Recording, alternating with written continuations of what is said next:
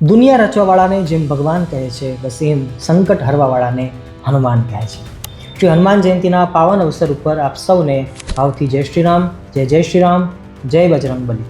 પ્રભુ શ્રી રામના સૌથી મોટા ભક્ત એવા રુદ્રાવતાર બજરંગબલી, સંકટમોચન, પવનપુત્ર, સીતા શોધનહાર અને સિદ્ધિ રિદ્ધિના દાતા એવા ભગવાન હનુમાનજીના ચરણોમાં દંડવત પ્રણામ સાથે વંદન કરી આવો શ્રી હનુમાનજી મહારાજના 4 દિવ્ય ગુણો વિશે આપણે જાણીએ કે જે વાસ્તવમાં દરેક ભક્તોએ સમજવા જોઈએ. ભક્તિ માર્ગને અનુસરેલા કોઈ પણ ભક્ત એને હનુમાનજીના આ ગુણો વિશે ખ્યાલ હોવો જ જોઈએ. નંબર 1, હનુમાનજી મહારાજ શીખવે છે કે બળ અને બુદ્ધિ બંનેનું બેલેન્સ રાખતા શીખવું જોઈએ. કઈ જગ્યાએ બળનો ઉપયોગ કરવો અને કઈ જગ્યાએ બુદ્ધિનો ઉપયોગ કરવો એ વાત હનુમાનજી પાસેથી આપણે શીખવી જોઈએ. યાદ કરો, શ્રી હનુમાનજી મહારાજ પ્રથમવાર સીતા માતાની શોધ માટે સમુદ્ર લંઘન કરી લંકા જતા હોય. એ વખતે સામે સુરસા નામની રાક્ષસી મળી. હનુમાનજી કહે છે કે માતે મને જવા દો, હું શ્રી રામનો સંદેશો લઈ માતા સીતા પાસે જાઉં છું. પરંતુ સુરસા રસ્તો આપવા તૈયાર નથી. સુરસા બસ એટલું જ કહે છે કે મને બ્રહ્માજી પાસેથી વરદાન મળ્યું છે કે આ સમુદ્રમાં જે કોઈ આવશે એ મારો ખોરાક બનશે, એટલે એકવાર તો મારા મોઢામાં જવું જ પડશે. એટલે આ જગ્યાએ હનુમાનજી મહારાજે પોતાની બુદ્ધિ ચાતુર્યનો ઉપયોગ કર્યો છે. હનુમાનજીએ વિચાર્યું કે એકવાર એના મુખમાં જવું જરૂરી છે, પણ તરત પાછા નીકળી જઈએ તો કશો વાંધો નથી. આ વિચાર કરતાની સાથે હનુમાનજીએ પોતાનું શરીર વધાર્યું છે અને 1 યોજન ઊંચા થયા છે. સુરસાએ એમને ખાવા માટે 2 યોજન મોટું પહોળું કર્યું. હનુમાનજી એ વખતે 4 યોજન મોટા થયા છે. સુરસા રાક્ષસીએ 8 યોજન મોટું કર્યું છે. તો બુદ્ધિમતામ વરિષ્ઠતામ એવા હનુમાનજી મહારાજે પોતાની બુદ્ધિનો ઉપયોગ કરી પોતાનું શરીર અત્યંત નાનું કર્યું છે, સૂક્ષ્મ કર્યું છે અને રાક્ષસીના મોઢામાં પ્રવેશ કર્યા. એના કાનના છિદ્ર દ્વારા એ બહાર નીકળી ગયા છે. હનુમાનજીએ બ્રહ્માજીના આશીર્વાદને પણ બચાવ્યા અને આ જગ્યાએ પોતે પણ બચ્યા છે. સુરસાએ આ જોયું એટલે ખૂબ જ પ્રસન્ન થઈ છે અને પોતાના મૂળ રૂપમાં આવી અને કહ્યું કે હું નાગલોકના સર્પોની માતા છું અને મને તમારી કસોટી કરવા માટે જ દેવતાઓએ મોકલી હતી, તમારી બુદ્ધિને માપવા માટે કે પ્રભુ શ્રી રામના સેવક એવા હનુમાનજી મહારાજ કેવા બુદ્ધિશાળી છે એ સમગ્ર વિશ્વને ખબર પડે. અને આવી રીતે બોલતા હનુમાનજીને પ્રણામ કરી સુરસા રાક્ષસી સમુદ્રમાં સમાઈ ગઈ છે અને હનુમાનજી મહારાજ પોતાના માર્ગે આગળ વધ્યા છે. તો પ્રિયજનો, આ પ્રસંગથી આપણે એટલું જરૂર શીખી શકીએ કે બુદ્ધિ અને બળ એ બંનેનો ઉપયોગ ક્યારે કરવો અને ક્યારે ન કરવો એ હનુમાનજી મહારાજ ભલીભાંતિ જાણતા હતા. જો એ સમયે હનુમાનજી ચાહે તો સુરસાની સાથે યુદ્ધ કરી અને એને જીતી શકતા હતા, રાઈટ? મતલબ કે બળનો ઉપયોગ કરી શક્યા હોત, પરંતુ નહીં.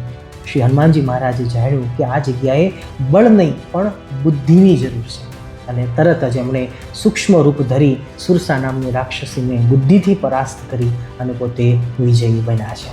તો આપણે સૌએ પણ જીવનમાં આવતા અટપટા પ્રસંગોમાં કઈ જગ્યાએ બુદ્ધિનો ઉપયોગ કરવો અને કઈ જગ્યાએ બળનો ઉપયોગ કરવો, આ વાત હનુમાનજી પાસેથી આપણે શીખવી જોઈએ. નંબર 2, હનુમાનજીને પોતાની બુદ્ધિ કે બળ એનું અભિમાન ક્યારેય નહોતું. મતલબ કે પોતાની શક્તિ અને ચતુરાઈની એને ખબર હતી કે જો પોતે ધારે તો સૂર્યને પણ પકડી શકે, પોતે ધારે તો સમુદ્ર પણ લાંઘી શકે, પરંતુ પોતાની બુદ્ધિ અને બળ એનો અહંકાર એમણે પ્રભુની સેવામાં ક્યારેય પણ દેખાવા દીધો નથી. ચાલો દ્રષ્ટાંતથી સમજાવું. પ્રસંગ છે કે જ્યારે સમુદ્ર પાર કરી હનુમાનજી મહારાજ લંકામાં આવ્યા છે.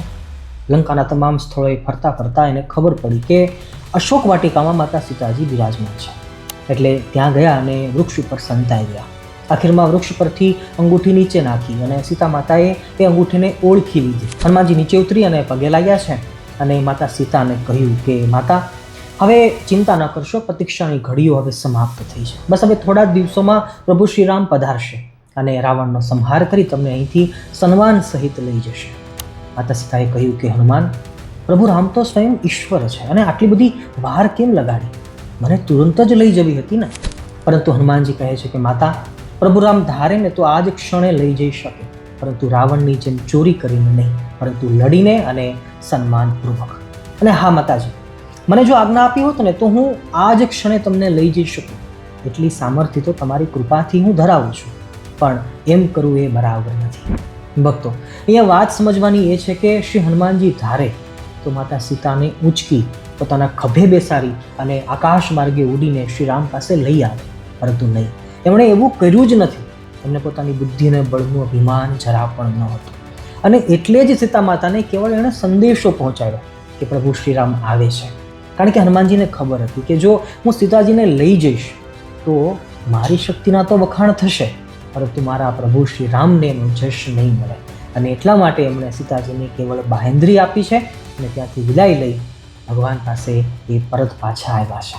આ પ્રસંગમાંથી આપણે પણ એ જરૂર શીખવું જોઈએ, જાણવું જોઈએ કે આપણું બળ અને આપણી બુદ્ધિ એનું અભિમાન આપણે પણ ક્યારેય પણ ન આવવા દેવું જોઈએ. નંબર 3, શ્રી હનુમાનજીનું ભક્તપણ. પ્રિયજનો, હનુમાનજી સ્વયં રુદ્રાવતાર હતા, પરંતુ આ અવતારમાં એ પ્રભુ શ્રી રામની સેવામાં આવ્યા હતા. એટલે એમણે ભક્તપણાની પરાકાષ્ઠા દેખાડી હતી. એક ભક્તને પોતાના ભગવાન પ્રત્યે કેવો ભાવ હોય એ એમણે અનેક વાર તાદૃશ્ય કર્યું હતું. પ્રસંગ હતો કે જ્યારે માતા સીતાના મસ્તક ઉપર સૌભાગ્ય ચિહ્ન જોયું, મતલબ કે સિંદૂરનો ટીકો લાગેલો જોયો.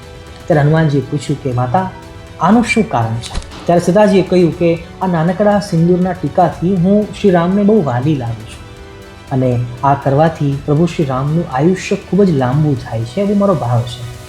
આ શબ્દો સાંભળતા જ હનુમાનજી વિચારમાં પડી ગયા કે પ્રભુને રાજી કરવા તો બહુ સરળ છે. હનુમાનજીએ પ્રભુની પ્રસન્નતા માટે ન કેવળ સિંદૂરનો ટીકો કર્યો, પરંતુ આખા સિંદૂરથી સ્નાન કરી લીધા છે. બધા લોકો હસવા માંડ્યા, પણ પ્રભુ શ્રી રામે આ જોયું તો પૂછ્યું કે હનુમાન, આ શું કર્યું? ત્યારે હનુમાનજી કહે છે કે પ્રભુ, માતાશ્રીના ભાલમાં કેવળ એક ટીકાથી જો તમે પ્રસન્ન થતા હોવ અને જો તમારી આયુ લાંબી થતી હોય તો હું તો તમારો ભક્ત છું, સેવક છું, અને હવેથી હું આખો સિંદૂર સ્નાન કરીશ. આનાથી તમારી આયુ પણ લાંબી થશે અને તમારી પ્રસન્નતા પણ મારા ઉપર બની રહેશે. પ્રભુ શ્રી રામ મંદ મંદ હસી રહ્યા છે અને હનુમાનજીના ભક્તપણા ઉપર રાજી થઈ રહ્યા છે. આ પ્રસંગ ઉપરથી મારે ને તમારે એ સમજવું જોઈએ કે હનુમાનજીની ભક્તપણાની પરાકાષ્ઠા કેટલી હદે મહાન હશે. પ્રભુની પ્રસન્નતા પ્રાપ્ત કરવા માટે એક ભક્ત કંઈ પણ કરી શકે છે, અને એ પણ વિના સંકોચપૂર્વક, લોકલજ્જા ત્યાગીને. અને નંબર 4, હનુમાનજીની નિસ્વાર્થ સેવા. ભક્તો, હનુમાનજી જે કંઈ પણ સેવા કરતા એ સંપૂર્ણ નિસ્વાર્થપણે કરતા અને નિષ્કામપણે કરતા. મતલબ કે પ્રભુની પ્રસન્નતા સિવાય બીજો કશો જ સ્વાર્થ નહીં. મારા ઉપર પ્રભુ શ્રી રામ રાજી થાય, બસ આ એક જ ભાવના. સેવાના બદલામાં બીજું કશું મળશે આવો તો વિચાર સુદ્ધા નહીં. અને ભક્તો, આ વાત પણ સાચી છે કે ભગવાનની સેવાના બદલામાં જો આપણે કશું માંગીએ, જો કશું ચાહીએ અથવા કશી ઈચ્છા કે મહેચ્છા રાખીએ તો વ્યાપાર કેવો કહેવાય? એ ભક્તિ નથી, એ તો લેવડ દેવડ કહેવાય કે પ્રભુ હું તને આટલું આપું, તું મને આટલું આપજે. ભક્તો, મારી વિચારધારા કંઈક એવી છે કે એક હાથે દેવું ને એક હાથે લેવું એ તો બિઝનેસ કેવો કહેવાય, અને ધંધો સંસારમાં ચાલે, ભગવાનના માર્ગમાં ના ચાલે. પ્રિયજનો, આ વાત પણ ખરેખર એમ જ છે. આપણાથી જેટલી પણ સેવા થતી હોય એ સેવા જો કેવળ પ્રભુની પ્રસન્નતા માટે કરવામાં આવે તો એ સેવા વગર ભગવાન રહી ના શકે. મતલબ કે પ્રભુ એના આદિ બની જાય, એના વ્યસની બની જાય, એના વગર પ્રભુને ફાવે નહીં. પ્રસંગ છે કે જ્યારે લંકાપતિ રાવણને હરાવી પુષ્પક વિમાનમાં પ્રભુ શ્રી રામ જ્યારે અયોધ્યા આવ્યા, પ્રભુ શ્રી રામનો વાજતે ગાજતે રાજ્યાભિષેક કર્યો અને રામ રાજ્યની સ્થાપના થઈ. પરંતુ પ્રભુ શ્રી રામની સેવામાં કોઈને મોકો મળતો જ નહોતો, કારણ કે હનુમાનજી દરેક સેવા કરી લેતા હતા. હનુમાનજી પ્રભુ શ્રી રામની સાથે ને સાથે ચાલે, અને કશી જરૂર પડે તો હનુમાનજી દોડીને એ સેવા કરી નાખે. આખિરમાં રાજમહેલમાં મીટિંગ થઈ અને બધા સેવકોએ માતા સીતાને ફરિયાદ કરી કે પ્રભુની સેવા અમને પણ મળવી જોઈએ. એટલે માતા સીતાએ પ્રભુની એક સેવા દરેકને આપી, અને આ બાજુ હનુમાનજી તો રામ નામમાં લીન હતા, એટલે તો સાવ ભૂલાઈ જ ગયા. પણ આખિરમાં હનુમાનજી આવ્યા છે તો ખબર પડી કે બધી જ સેવા વહેંચાઈ ગઈ છે, અને પ્રભુ સવારે ઉઠે ત્યારથી લઈ સાંજે સૂવે ત્યાં સુધી દરેક અલગ અલગ ક્રિયા અલગ અલગ લોકોને વહેંચાઈ ગઈ છે. મારા માટે કોઈ જ સેવા બચી નથી. એટલે સેવા પ્રિય હનુમાનજી ઉદાસ થઈ ગયા, પરંતુ રામજી એની સાથે અન્યાય થોડું કરી શકે. જેને રામ રાખે એને કોણ ચાખે?